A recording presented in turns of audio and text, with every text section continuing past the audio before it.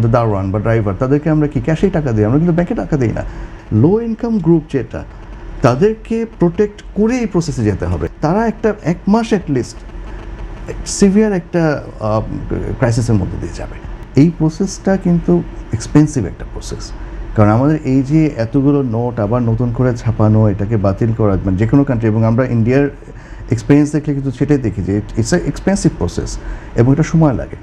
হ্যাঁ, ওই সময়টার জন্য আমাদের specially the low income group, তাদের সাপোর্টটা আমরা কী ব্যবস্থা রাখি?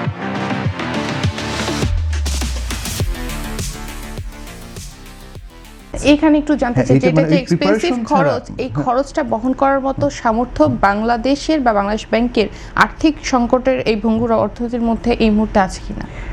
না, সেটা বোধহয় that's may not be big issue, but big issue যেটা, যে একটা খরচ তো আছে, আর আমি যে বেনিফিটটা পাচ্ছি, মানে যেই অবজেক্টিভটা নিয়ে আমি আগাচ্ছি আর এই প্রসেসে আমি যে খরচটা করছি, সেইটার আমাদের বোধহয় একটা কস্ট বেনিফিট অ্যানালাইসিসে আগে প্রপারলি যে তারপরে ইমপ্লিমেন্ট করা উচিত। কারণ এই কস্টটার মেইন ইস্যুটাই আসে কিন্তু আসলে লো ইনকাম গ্রুপের উপর। না, অ্যাকচুয়ালি কারণ তারা কিন্তু, যেমন সাপোজ আমি একটা এক্সাম্পল দিই, যে আমাদের বাসায় যে সাপোজ আমাদের দারোয়ান বা ড্রাইভার, তাদেরকে আমরা কি ক্যাশেই টাকা দিই? আমরা কিন্তু ব্যাংকে টাকা দিই না। এখন ধরেন একজন ড্রাইভার, সে 15,000 বা 20,000 টাকা বেতন পাচ্ছে, তাকে দিলাম, এখন গভর্নমেন্ট বললো যে এই নোটটা আমি বাতিল করে দেবো। এখন সে ওই নোটটা নিয়ে, তার হয়তো ব্যাংক অ্যাকাউন্ট নেই, সে ওই নোটটা নিয়ে কই যাবে? ওই মুহূর্তে সে কী করবে?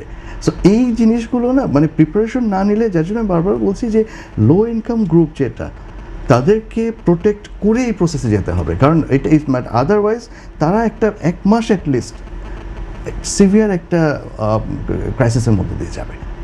কারণ আমি যখন ইন্ডিয়াতে এটা হয়েছিল, আসলে because of some treatment purpose of my relative, I was there. So এই জিনিসটা কিন্তু আমি নিজে দেখেছি, যে প্রত্যেকদিন সকালে বিরাট লাইন হয়ে যাচ্ছে লোকজনের ব্যাংকের সামনে, এবং they are not rich people, they are low income group, তাদের কাছে টাকা নেই, তারা হয়তো ব্যাংক আরেকজনের অ্যাকাউন্টে আসছে, টাকাটা জমা দিয়ে তারপরে কোনোভাবে ম্যানেজ করা।